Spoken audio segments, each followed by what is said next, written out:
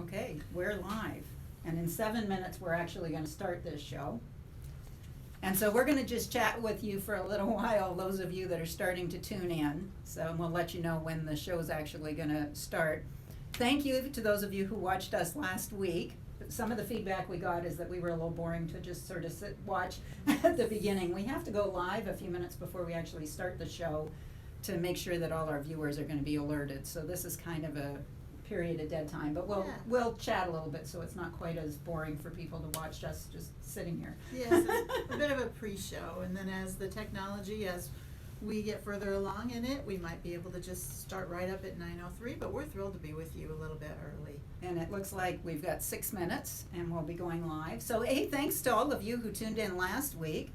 We ended up having 49 people actually watch the program live, which for our very first one, that was really, really exciting. Thank you. And then it was, what was it? It was like 160 over the course of about 3 days that ended up watching the program, and several were kind enough to give us a little bit of feedback. They don't respond though on the YouTube channel, they send us emails. Right, and we appreciated all the feedback, all the suggestions. Some of the things are things that we have in the works for the future.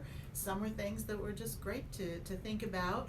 Some show ideas, which is helpful in preparing scripts for the future as well. And several people mentioned how nice it would be to have a backdrop, and we were delighted that we had that kind of in progress, and Kyle designed this backdrop. It's one of several we're gonna mess around with, so we're excited to debut our new backdrop today. Yeah, we're thrilled with it. It's actually lit from behind. It's which is not quite obvious. a structure here, so we'll hope that you enjoy that backdrop as you watch the show today. And we're gonna start in about 4.5 minutes, it looks like. Perfect. So, pop quiz, what do you think the difference between men and women were in viewing the program last week? What percentage were females and which were males? Gosh, I don't know. I just know with our Tero classes, usually it's about half and half. How did we do? It was pretty close. It was 55% female viewers and 45% male, so about half and half. It was nice that we had a good contingent of both. Absolutely. And we had, in addition to the US, there were 2 other countries that actually watched at a high enough a level that they registered on the analytics. What do you think they are? Well, Canada's not a surprise. We have clients that we serve in Canada, and that's where I'm originally from, so hopefully a couple of my cousins were watching. Kenya. Oh my goodness, how fabulous. How fabulous. So greetings from the United States to those of you in Kenya watching us, We if hope you've you're logged with us on so today. far. Okay, we're about 3 minutes, I think, away from starting. So what other feedback did we get? We got some suggestions on different things that you saw that would be helpful in terms of ways cameras are oriented.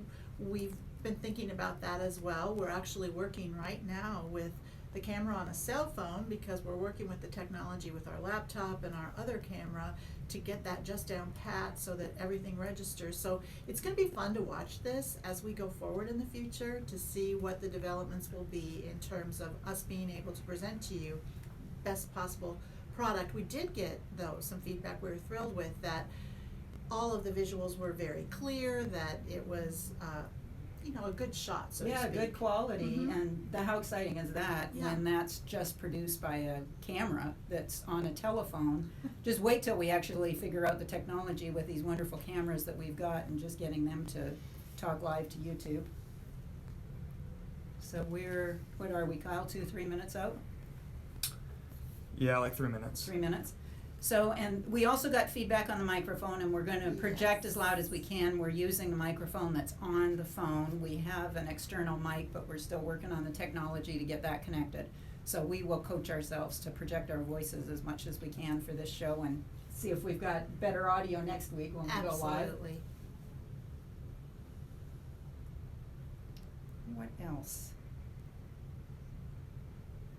Oh, thank you for the comments for those of you that enjoyed the topic last week on facial expression. It sounds like a number of people went out to the Photo Feeler website and got some feedback on how their pictures are perceived. Yeah, that is such a great website. If you didn't get a chance to go out there, the Photo Feeler, PHOTOFEELER.com. We talked about last week how you can measure the effectiveness of your visual, whatever it is, for your website or your professional headshot. It's just such a great service, and it really costs you nothing to do this, but you gain a lot of information about the best headshot. You know, we have a guest today, which is Wayne Bruns, and we're going to give a little bit of background about him, but if people are with us right now, maybe we'd have Wayne give a couple sentences about his... We've got another 90 seconds to 2 minutes. Why don't you Yeah, slip Wayne, in come here, on Wayne? in. Wayne's going to join us towards the end of the show. It's a 17-minute show starting at 9:03, which means it starts in a Yeah. couple of minutes. Hey, Wayne, good morning. Thanks for coming Good in this morning. Thank you. We're going to give you a brief bio of Wayne, but Wayne, tell a little bit about your previous experience. Okay, thank you, Deb. So I've worked a number of years in both commercial and public television. I've been a television reporter, I've been a documentary producer, I've been a manager of a staff of people at Iowa Public Television for a number of years. And learned a lot of things over there, but it's always great to come over to Tero and learn all kinds of different things to do, and they kind of fit really well for us, I think. Yeah, it's been a great fit. And how long have you been with us now? I've been a Tero? little over 2 years now, Okay, a started little over in late 2014. Well, and people instantly can tell that one of your great strengths is that wonderful Oh, thank you. radio voice. And Wayne brings a lot of wonderful strengths here to Tero, and our subject today is really going to relate to that voice and how we can all leverage that for our success. Well, thank you so much Thank for being you. with Yeah, us. We'll thank see you. you a We'll see you little in a later. minute. You're just going to be off camera for a few minutes, and we're going to go live in 1 minute. So those of you that are already looking at the live stream, won't have very long to wait. We're thrilled you're here. We've recapped a little in the last few minutes as we've been on about some of our feedback from last week, some of our impressions. Absolutely. And please do keep us informed on what impressions that you're having, because we really do welcome and value your feedback, both around what you think of the show in general and also the topics that you'd love to talk about. At Tero, we cover the wide range of interpersonal skills that help us in our career success. And we want to make sure that the topics that we focus on each week are the ones that you're really wrestling with in the workplace and looking for some expert tips on. And we're ready to go live, so here we go. Good morning, I'm Rowena Crosby. And I'm Deborah Renner, and we're your co-hosts for this show. Thank you for joining us for the next 17 minutes for your IT show. No, we're not talking information technology today. We're talking Invisible Toolbox. We're going to take a look at the invisible tools we can all use to be more effective in our interactions with other people. And we're excited to welcome back those of you who joined us last week, and this is your second live stream show to watch, and we welcome our new viewers. Last week we examined the impact that our facial expression has on our career and on our relationship success. And if you missed it, the full show is uploaded to Tero's YouTube channel. And today we're going to look at another communication tool we all use every time we're talking to someone in person or on the phone. Problem is, we really fail to leverage this tool for its maximum benefits. And so to help us with that, we're going to bust a commonly held myth that may be harming our communications. We're going to share some useful resources for improving your success.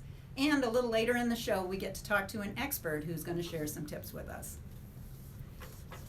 Well, have you ever been in one of those situations where you end up in a debate about who said what? We'll refresh your memory. It sounds something like this. Ro, that's not what I said. Deb, that's exactly what you said. Let me repeat it back to you word for word. Have you ever been there? Communication is so much more than the language and the words that we use. We communicate a lot with our delivery. You may have heard the cliche, it's not what you say, it's how you say it. The exact same words delivered with a different tone can send a completely different message. And they can create a perception that we may want or we may not want and actually may not even be aware of. Ro, what is it about vocal delivery that contributes to those perceptions? Well, Deb, to examine that question, we're going to invite all of you to reflect on your own vocal quality and think about the vocal quality and the characteristics of the people that you work with. And reflect on some of the following questions. So think about your volume first. Is it clear and distinct? Does it convey confidence and conviction, or does it communicate boredom?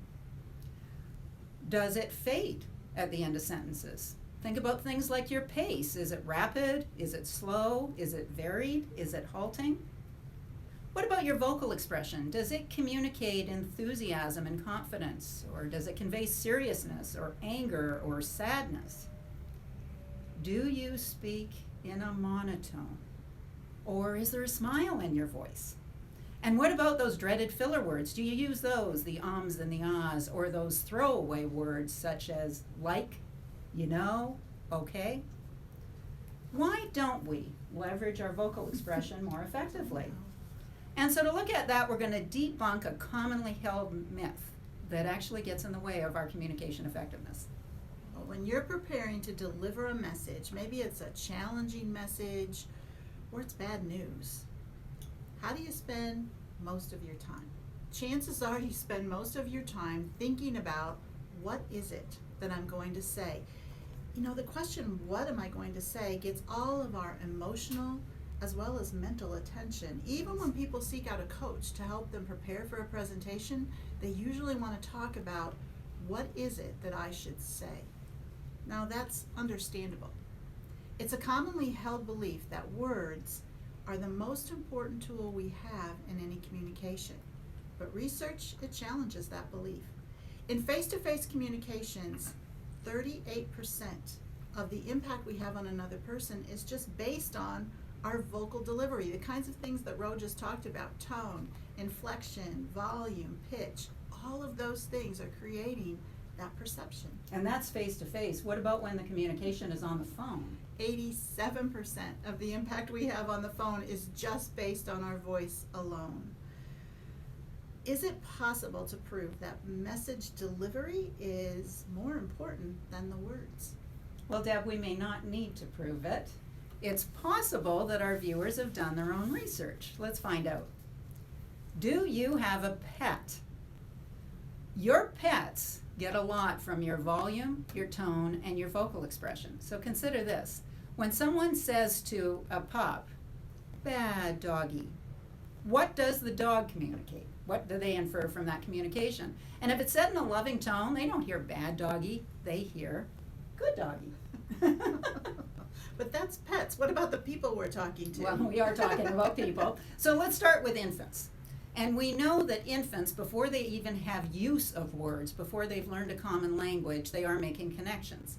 And those commonly come from the type of tones and sounds that they hear. So a mother's soothing voice will communicate comfort, an emotion of comfort, or loud or unexpected sounds that can communicate emotions of fear. But that's infants. So what about adults? We have full use of a common language and words. Is it any different for us? And it turns out probably not very much. We look for alignment in communication. And when the message that's delivered is not congruent with the delivery of the message, we tend to trust the delivery as the message. So here's a fun activity. We're going to try it here ourselves. Play this game with your colleagues at work this week. We suggest you say the word "oh" several different ways in different tones and see if you can actually change the meaning simply by how you use your vocal expression. So Deb, let's give this a try. All right. Oh. Oh. Oh. Oh. Oh. Oh. So tone of voice is more important than the words. Infants are experts in interpreting communication, and it's safe to say that your customers, your leaders, your employees, and your colleagues can sense the same thing. Don't let your messages fail because you fall victim to this myth. Well, now it's time to take a look at some research around the Invisible Tool of the Week. A study by Florida Atlantic University found that women who had vocal fry were perceived as less competent, less educated, less trustworthy, and less hireable. Vocal fry. What is vocal fry? It's a particular pattern of speech that's really been made famous in the popular culture with celebrities like Kim Kardashian, Katy Perry, Britney Spears. In layman's terms, it sounds as if the voice lowers or flattens at the end of a thought, a word, or a sentence. And in fact, in the UK, it's a male pattern and it's used to communicate hypermasculinity. The problem in US with women's communication, it's communicating some of those things we just talked about, which are not advantageous.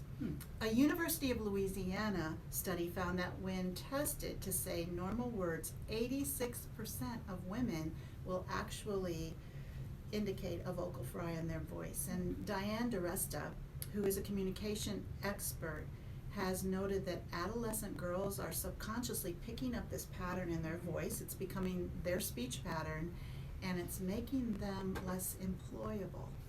Oh, that's unfortunate, but good to know. Yes.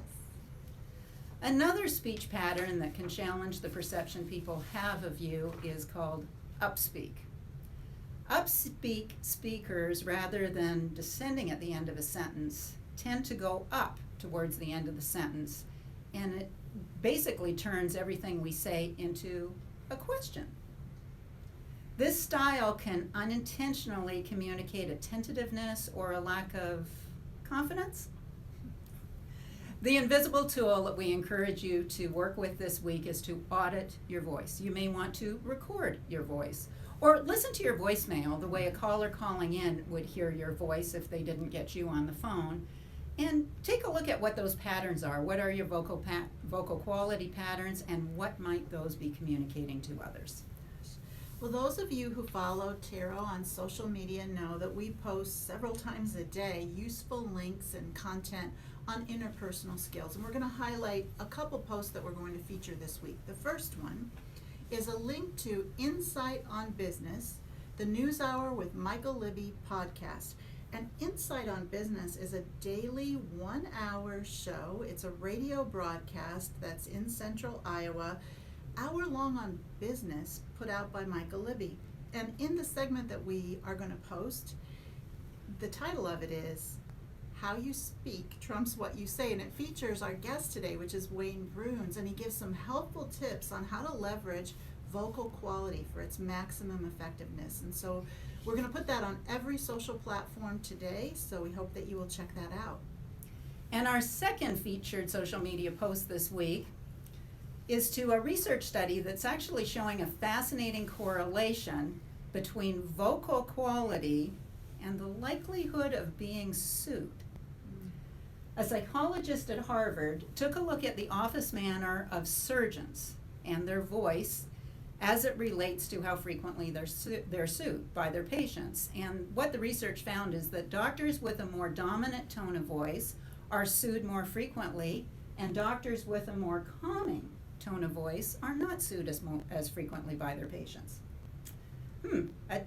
Something simple, a tool as simple as vocal quality, can have such an impact on our career success. You know, that makes sense, though, with the research on likability, the likability factor of physicians, if they're able to create that essence of likability with patients. And what communicates likability but the warmth in the voice? I'm thinking of my doctor's visit last week. I love going to my physician once a year because he sits down and talks with that warm tone, and it really matters. It does matter. It matters for our physicians. And does it matter to your career success? Can your vocal quality influence whether you get hired or whether you get promoted? So watch for that article on Tuesday's social media post with Tero. And now we're moving into the portion of the program that we call Ask the Expert, and we are joined today by a Tero expert, Wayne Bruns. Wayne, will you please join us? Hello, Deb. Hello, nice to see you. Hi, Ro. Wayne. We're so thrilled that Wayne was able to be here. As we've spoken, Wayne was on the podcast that we're going to highlight. Wayne is a Tero trainer, and he also is a broadcaster and a journalist in his former life. We couldn't think of anyone better to have come and weigh in and talk about with us vocal quality. So can we ask you a couple questions? Please do, thank you. Talk a little bit? All right, we've heard about tone and how important tone is with the dog. What about monotone? What about a monotone? Why is that so challenging or challenging for the people listening to us? Well, thank you for that question. Monotone is such an important concept to recognize. Sometimes we get in that habit of talking in that monotone, and that really conveys a message that we're not very enthused about what we're talking about. We're really not engaged, and if we're not enthused about the message we're communicating, why should other people do that? The other part of that we want to be careful about is recognize what the average attention span of the people we communicate with. and what is that? It turns out to be only 8 seconds. 8 seconds. Not long. So what do? How do you manage something when you know you only have 8 seconds to garner their attention? Well, first thing, we want to avoid that monotone. And then start thinking about how you can change things up with your voice. Can you change the pace? Can you change the volume on occasion? Make it louder and softer. Can you change your vocal inflection, emphasizing certain words and not other ones as you proceed through that communication? That can make such a difference in having your audience or the people you communicate with see you as enthusiastic and excited about what you're talking about. I bet today's technology plays into that as well, doesn't it? To that 8 Absolutely, seconds? I appreciate that follow up, because with all the interactive technologies we have access today, our smartphones, Snapchat, Twitter, they're all things that are so quick and immediate. We get in this habit of making that 8 seconds getting shorter and shorter throughout the year. So we need to be cognizant of that. It is a challenge for business people. Absolutely. We talked about how important it is to monitor our vocal quality when we're on the phone. It's 87% of how we're perceived. What are some tips people can use to really leverage their voice on the phone? Well, glad you brought that up. As you said, 87% impact on your vocal quality on the phone because you don't have that visual anymore. And so you need to be very cognizant of the words you say, but particularly of the how you say those words. Are you monitoring that monotone? Are you making sure you change things up every 8 seconds? But some other tips we kind of recommend to help that process. It may not feel very comfortable, but we're suggesting that you stand up when you're on the phone. Stand up when you're on the phone. Stand up on your phone. That's a little tricky habit to get into. It might be a tricky habit, it might look a little strange to some of your colleagues, but it does help. It opens up the lungs, it makes you seem more confident, more credible, more confident in what you're talking about. Wow. Wow. Well, you know, we have a whole chapter in the Invisible Toolbox, the book that's coming out in April that Ro and I co-authored on acronyms. And I'm just curious, as a journalist, and you have to message people, how do you work with acronyms? What are the considerations? Acronym is such an important concept to think about. We all have them, don't we? We have technical jargon, we have acronyms we use all the time in our businesses. We even have slang terms that we think other people might know but probably don't. So we want to be very careful how we use them. In journalism, what we do with acronyms or even technical jargon, we might identify them the very first time. Let's say we're talking about NASA. We might say NASA, the National Aeronautic and Space Administration. From that point on, we go ahead then and use NASA. We'd also recommend to limit that usage because we need to recognize that not everyone might know what those acronyms, those slang terms, that jargon might be, and they're too embarrassed to ask. They don't want to do that, and they start to become disengaged, confused, and don't listen to you anymore. It's like a foreign language. Well, I can see that we're getting a notification that we're coming to the close of our show. Thank you, Wayne, for joining us. Thank you. And thank you to all of you for joining us today. If you missed any portion of the show, it will be uploaded onto the Tero YouTube channel for you to watch or to share with others. And tune in next Monday at 9:03 a.m. Central Time, where we're going to look at some fascinating information on the subject of networking. Oh, I can't wait. That's always fascinating. That is. And something that people always want to know more tips around. Now it's your turn. We welcome your feedback and suggestions for future shows, and we thank you, those of you that tuned in last week, for emailing and providing those for us. What people challenges are you dealing with in the workplace that you would like to see us address? Perhaps it's team interactions, leadership situations, customer interactions. We'd like to address the things that are relevant to you. Email your questions or show ideas to ideas@yourinvisibletooolbox.com. Link to the email address below. And remember, those posts that we talked about, follow us on your favorite social media platform this week. And if you are not already subscribed to the Tero YouTube channel, you can subscribe to be alerted when the show is going to air. Kyle Plummer, we thank you for our second show, for your camera work as well as direction of our show. And before we sign off, we'd like to remind you that the name of this show, Your Invisible Toolbox, is also the name of a book that Deb and I authored and that is scheduled to be released in April. Continue to watch and we'll provide you with updates on when that's coming out and how you can get your own copy. Thank you for joining us today, and that's a wrap. Thank you.